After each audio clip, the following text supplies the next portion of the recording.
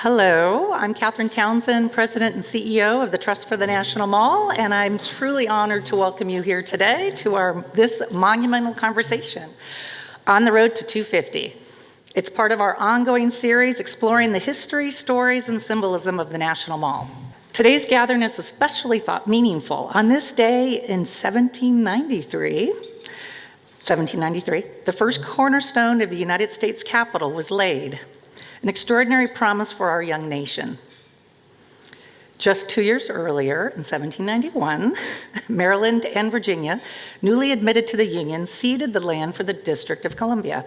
Pierre L'Enfant soon envisioned a capital city whose heart would be the broad open space we now call the National Mall. We are privileged today to be joined by Governor Wes Moore and First Lady Dawn Moore.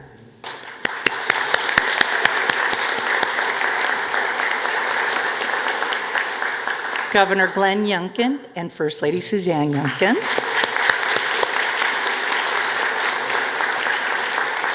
And of course, our longtime champion of the National Mall, David Rubenstein.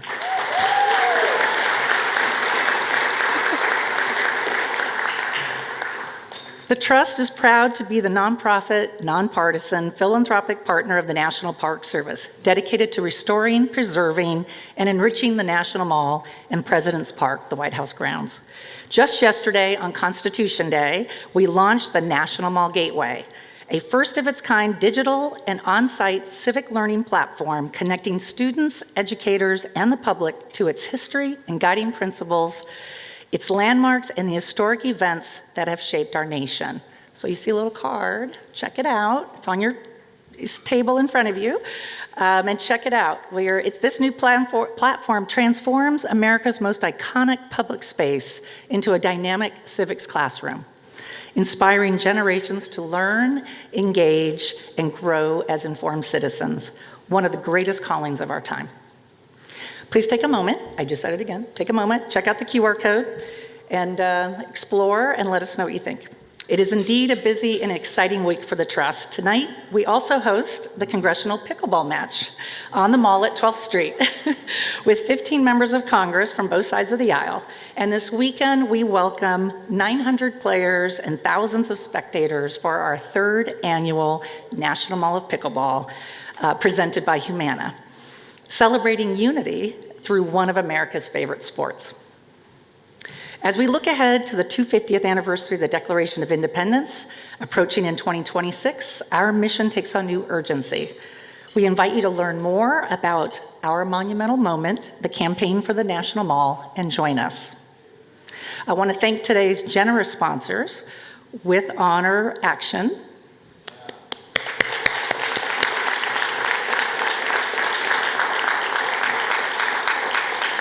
Meridium. Where's Meridium? There you are. Blue Cross Blue Shield Federal Employee Program. Marlene Malik. And especially our presenting sponsor, I should back up a little bit, Wells Fargo. Wells Fargo has long supported the Trust and the National Mall, most recently through the Wells Fargo Education Center at the U.S. Park Police Horse Stables. Special thanks to our board member, Gigi Dixon of Wells Fargo, for her leadership and counsel. And now it is my pleasure to welcome Jason Rosenberg, Head of Public Affairs at Wells Fargo and a leader in philanthropy and community impact, to share a few welcome remarks.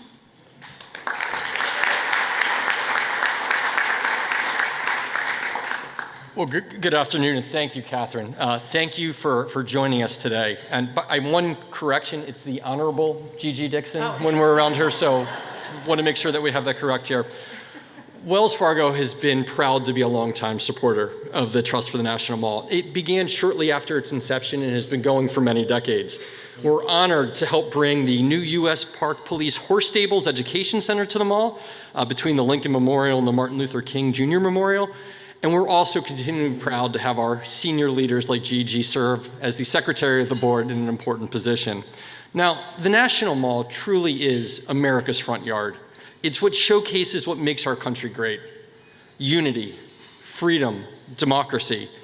And as America's bank, with branches and centers and communities in nearly every state across the country, we have a deep appreciation for what the mall means to America, why preserving this space matters, and not just on the 4th of July, and not just every 4 years during an inauguration, but every day when millions of Americans and visitors can come and enjoy the mall, learn at its museums, and see what brings us all together. So it is a privilege to be part of this today, celebrating the upcoming 250th anniversary, and more importantly, the next 250 years. Now, I want to extend a special thank you to the Governor and First Lady of the state where I was born and raised, and generations of my family, the Governor and First Lady where I am raising my family today, and most importantly to David, who leads the most important sports franchise as a longtime Baltimorean. So I will turn it back over to you, Catherine. Thank you so much. Thank you, Jason, and thank you, Wells Fargo, we are so proud of our successful partnership. Okay, now you get to have some lunch. So please feel free to have some lunch. Network, QR code, the gateway, please, and we'll see you shortly. We're gonna start the conversation at 12:30. I can't say that I'm shocked. This room is just loaded. And I'm sure you heard Catherine's plea out there to support our 250th anniversary. We'd love to have you there and also participate. It is an honor to join you for this monumental conversation, and I know both governors, and I'm really looking forward to listening to both of you. And as we are all eager to get this conversation started, I am pleased to help introduce today's moderator. He's a longtime champion for the National Mall and the Trust and its mission. He's well known for supporting the restoration of the Washington Monument after the 2011 earthquake, and famously, he was able to touch the top of the monument. And I really need to talk to you about how you did that. That's amazing. And most fitting for our gathering here at the Lincoln Library, he generously committed $20 million to bring the Lincoln Undercroft exhibit to life, set to open on July 4th, 2026, as part of America's 250th anniversary celebration. He is the past recipient of the Trust History, Heroes and Hope Award, and a member of our National Mall 250 Cabinet. And finally, he is the co-founder and co-chairman of the Carlyle Group and chairman and CEO of, you guessed it, the Baltimore Orioles. I hope you're enjoying yourself. I warned him how tough it was to own teams. And he also is a great friend. I want to welcome my friend, David Rubenstein.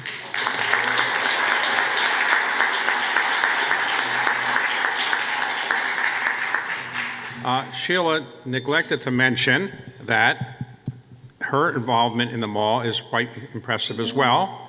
Not only has she received the award from the National Trust, but she helped put together the financing and was generously involved with the financing for the stables on the mall for the park service. So thank you very much for that. So I want to thank Catherine.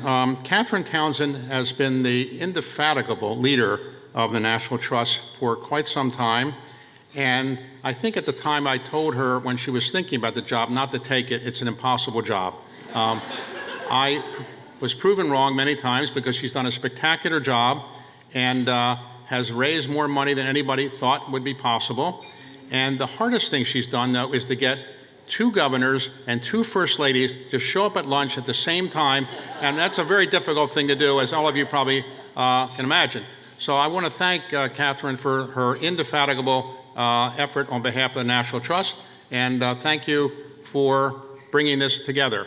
Let me just introduce the guests we have, and I'm going to bring them up, give them an award, and then we're going to have a conversation.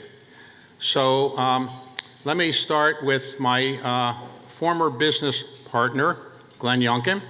Glenn Youngkin is a native of Virginia, as all of you are not surprised to know.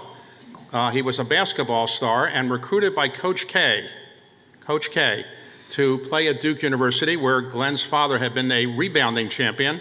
But Glenn decided not to go to Duke University, to Duke's regret, and went to Rice University, where he became the captain of the basketball team. Later went to Harvard Business School, was a Baker Scholar, which means he's in the top 5% of his class. Came to Washington at McKinsey, and then I managed to hear about him and recruited him to Carlisle, where he was for about 25 years one of our star employees, and later rose up to be the co-chief executive, and then left to run for governor of Virginia, which I told him he would never get elected to do position because, he had no background in this, so I was wrong again. But Glenn has done an incredible job, and Glenn, thank you very much for making the time available. Glenn is also with his wife, Suzanne, the parents of 4 children. Glenn has been married and Suzanne for 31 years. And Suzanne, his wife of 31 years, born in Arkansas, grew up in Texas, and they are the parents of 3 sons, 1 daughter who's getting married in 2 weeks. Is that right? So congratulations. And like many first ladies, she's learned that you have to work full-time at the job and you get paid nothing for doing it. And Suzanne has done a spectacular job as the First Lady of Virginia, and thank you very much, Suzanne, for being here. And I'll talk to her a little bit later about an event that happened not long ago where quite dangerous situation for her and her children, and it's not really been that well known, but I do think it's important to let people know what she did on behalf of many people at that time. The governor of my home state, Wes Moore, is somebody that I've admired from afar for a while because I was on the Johns Hopkins Board of Trustees, and ultimately Wes, a graduate of Johns Hopkins, was being put on the board. And I read the resume and I said, it's hard to believe anybody could do all this. He went to Johns Hopkins, raised by a single mother, went to Johns Hopkins and became a star football player there, and also a Rhodes Scholar, Phi Beta Kappa, and went to Oxford.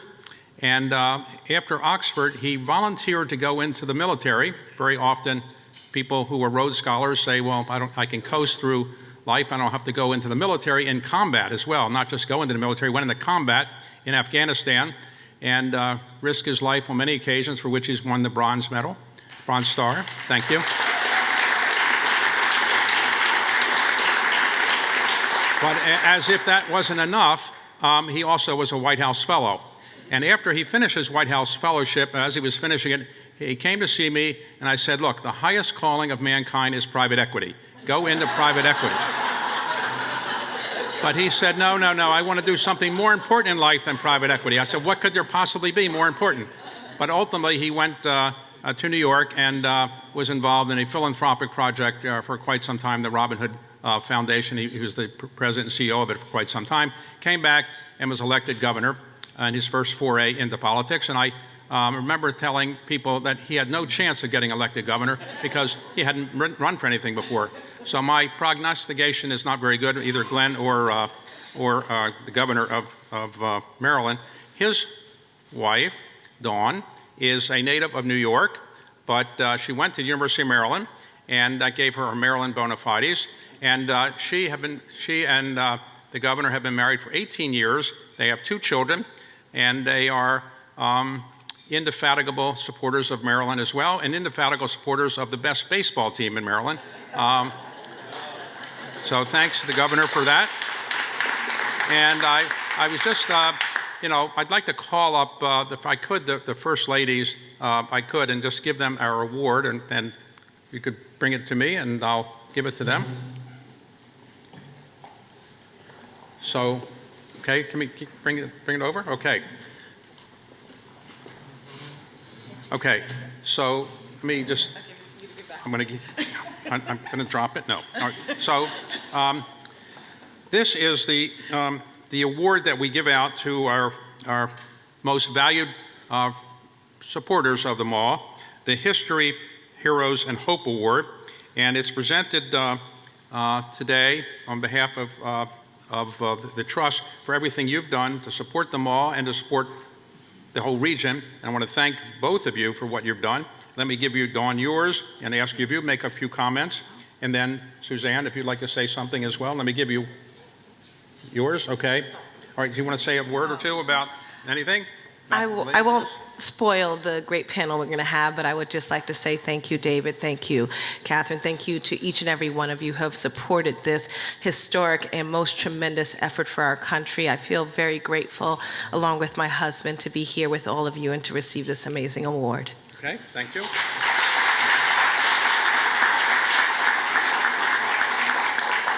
Well, we know that everyone in this room is here for purpose. All of you give generously of your time, of your treasure, of your talents. We're so grateful, and we'd like to encourage you to continue to support the Trust for the National Mall, because we know that as our front yard, it is a place where we as Americans, an American family, gather, and that's such a privilege. And Glenn and I are so honored to be here and so appreciative of this very special honor. Thank you very much. All right, so, Glenn, when you were growing up in Virginia, did your parents ever bring you to the mall? Well, first of all, welcome everybody. Welcome.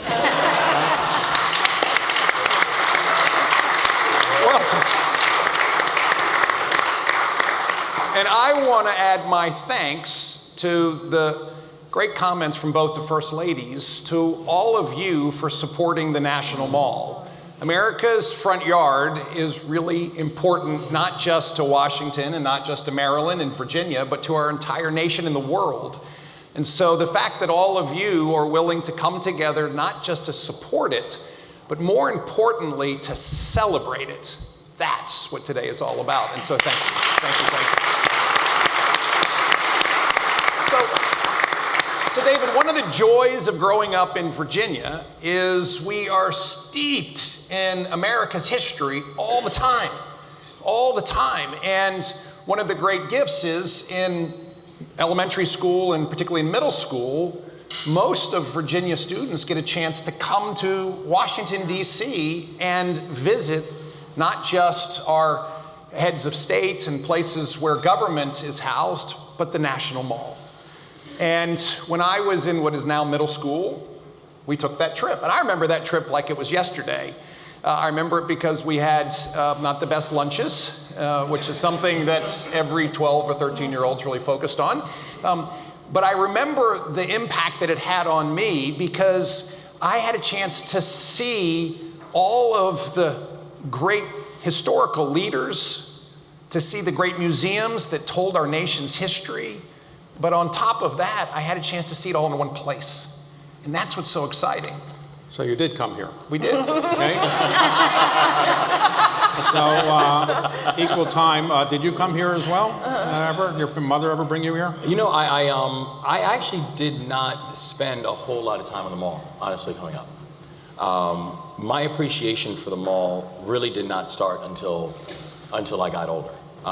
And, you know, one of the things I come to love and appreciate about it is it's a celebration of this country, but it's not a celebration of the country's perfection. It's an honest portrayal about the American journey. You know, I love the fact that the mall is a place where, you know, we can talk about people and celebrate people who did heroic actions at a time when our country was really struggling with itself, struggling with others, but how it's a celebration of people who just reflect the fact that, you know, that when you think about in America's most complicated moments, there was really two things that have gotten us through, and that's God's grace and heroic actions, heroic leadership. That's it. And so, you know, one of the things I really came to appreciate about the mall as I got older is that, you know, that this is a place that can have an acknowledgement of the Vietnam War and our Vietnam War veterans. That this is a monument that can have, have a tribute to Abraham Lincoln, our leader during the middle of a brutal civil war. That this is a place that can have a tribute to Dr. Martin Luther King Jr., a person who helped to lead this country when, during a time, and in many cases, and still many times right now, where the racial history of the U.S. is still being pressure tested. And so it's one of the things that I did not have a full appreciation and a full love of the mall until I was able to really appreciate why it's so important to us. All right, Suzanne, you grew up in Texas, so you probably weren't coming to the mall all the time, but when I did not get to come in 8th grade. But when you were raising your family with Glenn in Virginia, did you ever bring them to the mall or any museums or anything like that? We absolutely did. The very first time I visited the mall, I was 21 years old. I came here as a summer intern in between my junior and senior years of college. I lived in the dormitories at Georgetown University and really immersed myself as a young person in everything that DC had to offer, including co-ed softball on the mall, which is a fan favorite of young people. So it's been a very important part of our lives, my life, since then, when Glenn was getting out of Harvard Business School and we were discerning where to go. Virginia, to me, was a tremendously exciting proposition. His family was here, which made sense, but I was just thrilled to get back and to learn more. Okay. Let me ask you a question I teased a bit before. When there was the tragedy recently in Texas, there was a flash flood. Where were you at that time? I was in Texas on the Guadalupe River, and I was awoken at 3:50 a.m. by my nephew, who is in the Navy. He's down in Pensacola. He was in his boxer shorts covered with debris, and he came into my room and said, "Aunt Sissy, you've got to get up now and get out. The water's rising." And all 4 of our children were there. Glenn was going to join us the next day. We had 38 people in our little stretch of the river, and 37 of us were able to scramble to safety on a hillside in that storm. So, as I understand it, you had the opportunity to take a helicopter to get out, but you chose not to do that. Is that right? I wouldn't make my proposition that glamorous. What I would say is there was obviously concern because, as the Moores know, our incredible detail is so dedicated to our safety, to our well-being. They are the most brave men and women I know, and I was separated from them. They were on the other side of the river. So I did not take that helicopter because we had food and water, and we knew that there were a lot of, we were about 2.5 miles from Camp Mystic. Right. And so we saw helicopters going to rescue, and we knew it was very important that they continued to do that work. Okay. So, Dawn, you went to University of Maryland. When you were in College Park, did you ever say, I'm going down to the mall to have a good time, or not really? Yeah. I did sometimes, and I just want to thank Suzanne for sharing that story. Thank you, Dawn. Wes and Glenn were on a panel, and Glenn shared that story, and very inspired by your bravery, and thank God for your safety. Thank you, Dawn. I appreciate it.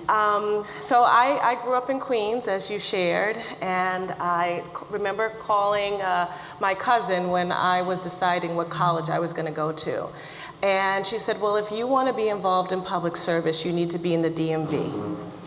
And so I chose University of Maryland, College Park. And its proximity to DC was perfect, and that was our city. And so I would come down to Haynes Point and to see all of the monuments, and spent a lot of time down here. When I was at University of Maryland, I revived, along with some other students, the NAACP on campus, and we took a group of students down to the Million Man March to support those who were marching on the mall at that time. And so, and Wes and I spent time there when President Obama was inaugurated. So we have many amazing memories with our family and our friends, and it was definitely a place that inspired me. Okay, great. So, Glenn, what has been the most enjoyable part about being governor of Virginia? I thought you were going to ask me an easy one, like which one of your children do you love most? I mean, Wes and I have talked about this before. the privilege of going to work every day, and in my case, serving 8.8 million Virginians, and recognizing that we have an opportunity every single day to make things better tomorrow than they were yesterday, to drive economic development and job creation, to make sure that our schools are educating our students to be prepared for a future, to make our communities safer, to overhaul the way we think about behavioral health so that we can meet Virginians where they are when they need to be met. The work every day is extraordinary. And there's not a day I go by where I don't thank Virginians. Thank you for hiring me. Thank you for hiring Suzanne, because it has been absolutely beyond any of our dreams at how purposeful we felt every single day. I have to say, one of the great aspects of being governor of the Commonwealth of Virginia is the history in Virginia. And I say oftentimes, and I apologize, first of all, to all of my friends who might hail from one of the other former 12 colonies, but America was made in Virginia. And, you know, we can't help but just start with the father of our country, George Washington. And the fact that Thomas Jefferson penned the most immortal words written in this hemisphere, in my view, that we hold these truths to be self-evident, that all men and women are created equal, and they're endowed by our Creator with certain unalienable rights, and among them are life, liberty, and the pursuit of happiness. I mean, this was a remarkable sentiment that, by the way, America failed at the beginning, and yet was able to correct. And yesterday, the father of our Constitution was once again reminding us all that we the people does mean we the people. We the people. James Madison's words were extraordinary. And so, as governor of Virginia, I am standing on the shoulders of giants every day. Patrick Henry was our first governor, Thomas Jefferson was our second, and this other guy no one's ever going to remember, Glenn Youngkin, was our 74th. But at the end of the day, that, David, gives us grounding, I believe, to discuss really important topics, really important issues, and to address them based on principles and values that oftentimes started in Virginia. So what state in the United States out of the 50 has had the most presidents come from that state? I think it might be Virginia. I think so, Yeah. right. Okay, and why is it that's the only state with only one term allowed, consecutive term? Why is that? Well, the founders of our nation were also the founders of the Commonwealth of Virginia's Constitution. And if you remember, there was this person named King George III, and they didn't particularly like monarchs and kings. And so there was a real hesitancy to deposit too much power into the executive branch. And so governors at the beginning of Virginia served one-year terms. They could serve 3 of them. And along the way, they found that to be kind of cumbersome. And so the Constitution was then changed to give a governor 1 4-year term. And it's never changed since. And I have to say, it keeps you focused every single day to make sure that you're delivering on 8 years worth of work in 4 years. Okay. So what's the most enjoyable part about being the governor of Maryland? You know, I think about one of the moments that happened when I made the decision that I wanted to do this in the first place. And I was running an organization. It's one of the largest poverty-fighting organizations in this country. And, you know, one issue that if I could end the issue of child poverty and give it all up, I would. It's just the one issue that I literally stay up at night thinking about how unfair it is as a society that any humane society could allow children to grow up in poverty. And I remember working with a former governor on an issue of the child tax credit. We were trying to get them to make a change in the child tax credit, how we could actually half the number of children in child poverty, all this kind of stuff. And I told him he should talk about it in the State of the State, and you know, gave him a line he should use in the State of the State. I turned into a speechwriter. It was great. And I remember getting an advance copy of his State of the State. And there was nothing in there about the child tax credit and nothing in there about child poverty. And I was a little upset. And I remember calling up the head of public policy of the organization that I ran, and I was just kind of like ranting. And after I breathed, after like 5 minutes, he finally said to me, he said, listen, we worked for 6 months to try to get him to include a line in the speech. But what if you could write the whole speech? And that was the point, is that as a governor, you get to write the whole speech. And I'll never forget how my first State of the State address that I gave to the state of Maryland, I probably devoted about 15 minutes of that speech about what we were going to do to address the issue of child poverty inside the state of Maryland, to include making the child tax credit permanent and actually having an enhanced earned income tax credit. And so that's what I love about it, is that, you know, when you're campaigning, people come up to you and they tell you, you know, here's an issue that I care deeply about. And when you're campaigning, you can say, this is really important. I want to do something about it. But when you're governor, you can actually do something about it. So, Suzanne, when you finish as First Lady, what will you feel that is the most important thing you've accomplished as First Lady of the state of the Commonwealth of Virginia? Well, there's no blueprint, as Dawn knows. What's the compensation you get to be First Lady? I'm still waiting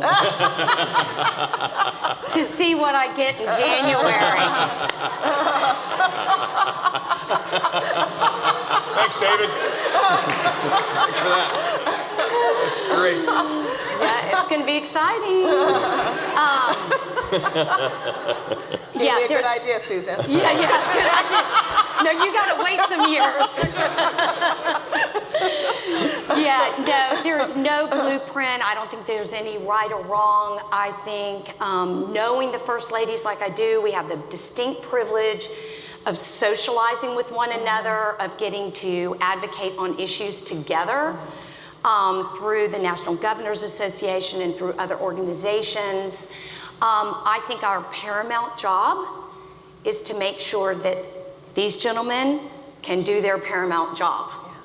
And so I do think that we all have a simple understanding that our priority is always home, family, keeping the trains running, because these guys are out changing the world, which is a privilege. But one of the things that I've been distinctly focused on, and I'm not going to dig into it here, but we lost a young friend in 2020 to overdose, and in particular fentanyl.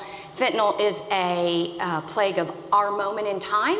So when I came in, I just listened and tried to prioritize what I was hearing in terms of the ways that Virginians were suffering the most.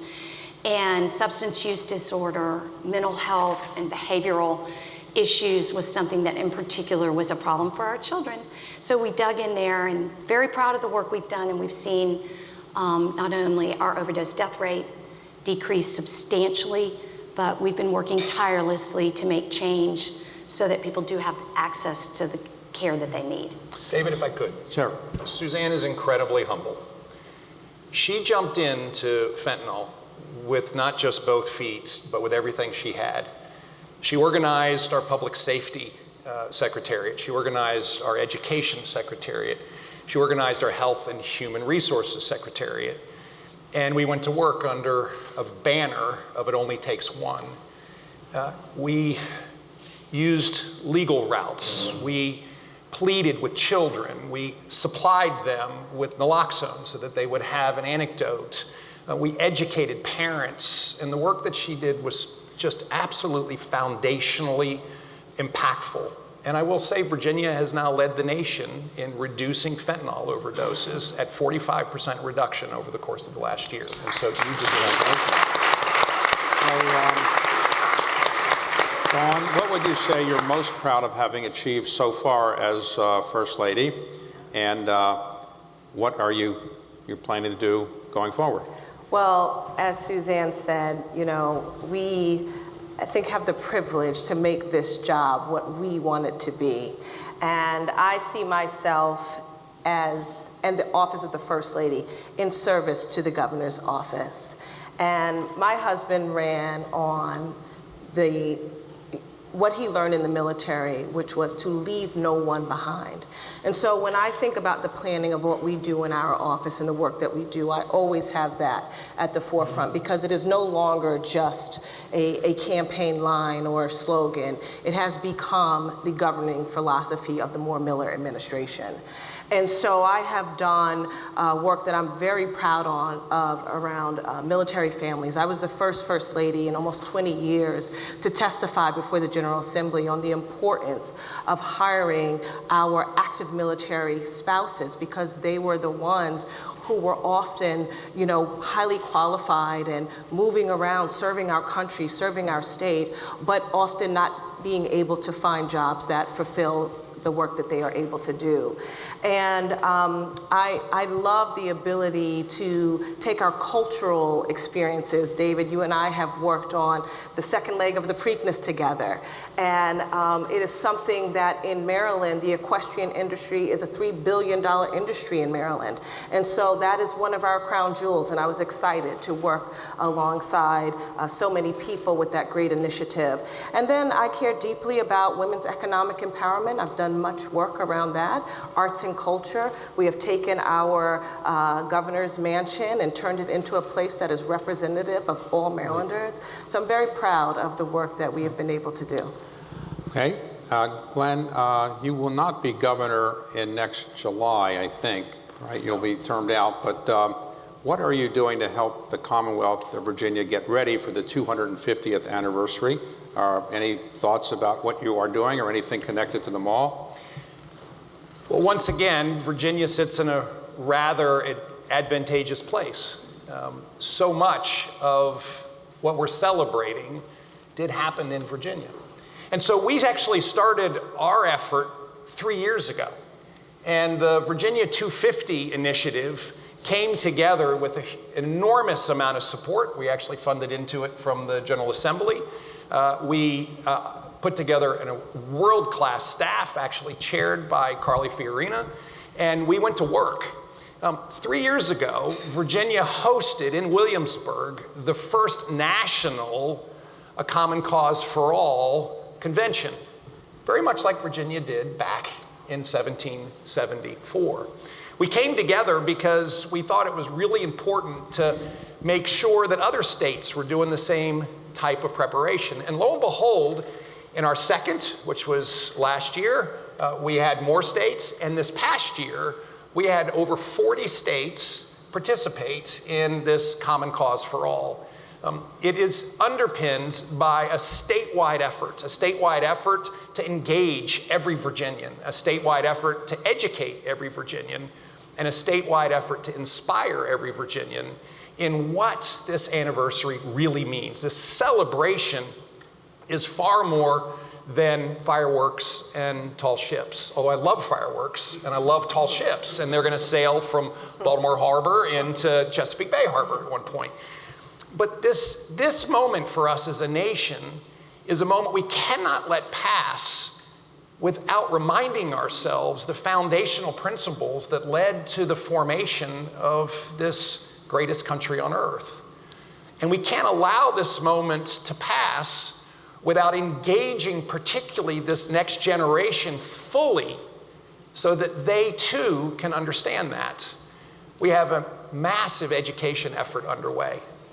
We have a mobile 250 exhibit that is making its way to every single middle school in the Commonwealth of Virginia. I just bumped into it yesterday and had a chance to tour it, and it is spectacular. And in 20 minutes, you can learn a lot of the basics.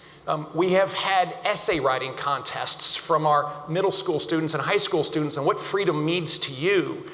We have rolled out a civics bee that, honestly, I'm glad I don't have to compete in it against the 8th graders.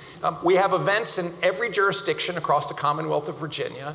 And of course, one of the things that Suzanne and I really enjoyed is we've just rolled in our 4th rendition of the art experience at the Governor's Mansion, inspired candidly by what we saw in Maryland before we came in, that the Governor's Mansion is a place to share your state's history and diversity and experiences.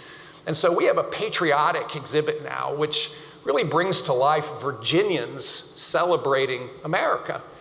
So David, we're really inspired, and I think some of this is the fact that I'm here now and Suzanne's here now and we get to do this, and we want to make sure that we're well prepared in 2026 to celebrate.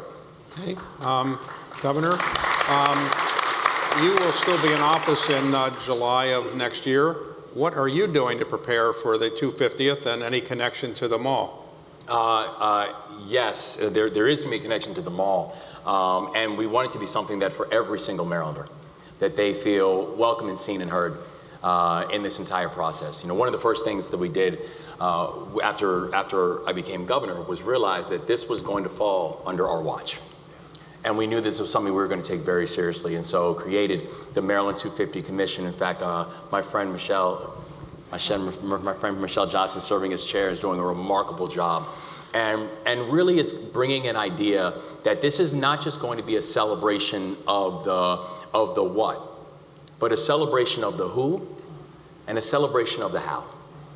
That this is going to be a celebration of the fact that, you know, as Glenn takes very deep pride in the amount of American history that falls in the borders of Virginia, that we take that same pride in that state of Maryland.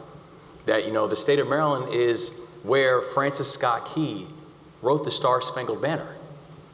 That the state of Maryland is, you know, is the place of not just, you know, well, where that Virginian, George Washington, resigned his commission in the state of Maryland, where for the first time in our nation's history, where General George Washington walked into our chambers and he gave a speech that I actually have a copy framed in my office, where he gave a speech where he said, the power doesn't belong to me. The power belongs to the people. And let the people decide where they're going to go next. And General George Washington walked into our chambers as the leader of the Continental Army, and he walked out as a farmer. The first time that we had a peaceful transfer of power in our nation's history, and every single one of our elections, including mine and Glenn's, have been built on that foundation. We want to tell that story. We want to tell the story of the watermen and the chicken farmers. We want to tell the story of both the glories that we've had within the state of Maryland, but also the tragedies that we've had in the state of Maryland. And talk about how the beauty of the 250th is not that 250th is a completion of something. It's a continuation of arguably the greatest experiment in world history, which is this country. This idea that we're bringing people from all over to tell that regardless of backgrounds, that we're here now as part of a larger mosaic that the whole world looks at and admires. And so we're very proud of the work that's happening with the commission. And we're very proud that we think this is going to be a chance for Maryland to play an important role and a real celebration of this larger American journey that's taking place. So, in the time we have remaining, just curious, clearly, to be governor of these states, you don't need to have the same hairstyle. Your hairstyle is a little unique. Was that one you always adopted, or you always had that? Well, you know, it's actually funny. So I was sent to military school when I was like 13 years old because of some issues that I was having. And I started shaving my head there, and then eventually just stopped growing. I was like, well, I guess I'll just keep it then. So, but I figured it would. If I ever tried to grow my hair like Glenn, I would probably embarrass myself pretty historically. So, and if I wore my hair like Wes, it wouldn't go over very well. So, final question, Glenn and Wes. I have observed as a student of American history myself that in the long history of this country, there has never been a case where a governor of Virginia ran for president against the governor of Maryland. Never happened.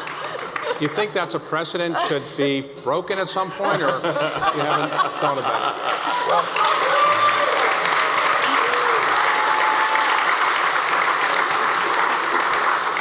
so David, I'm a little bit of a student of history, and there's never been an owner of the Baltimore Orioles run for president either.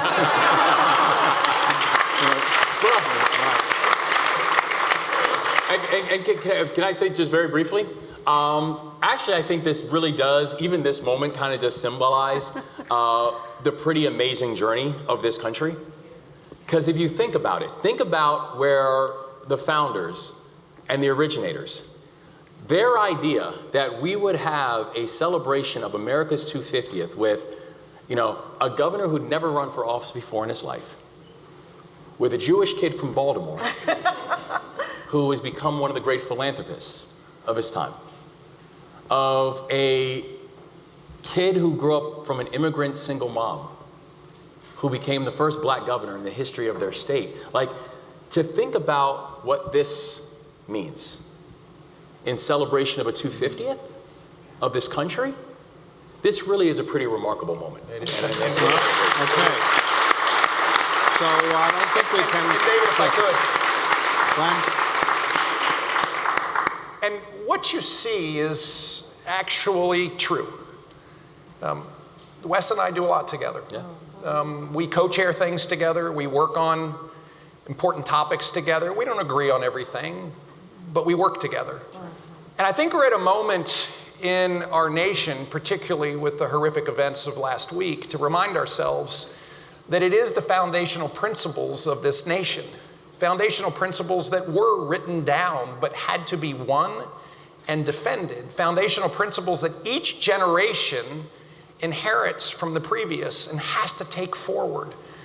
And so as we think about the goal on the National Mall, as we head into this year-long celebration of America, we also need to recognize that we have to pass on the baton to the next generation, and that these truths must once again be stood up for. Our First Amendment rights, freedom of speech, freedom of religious expression. The fact that we do have a document, the Constitution, that has now become the oldest living constitution in the world ever.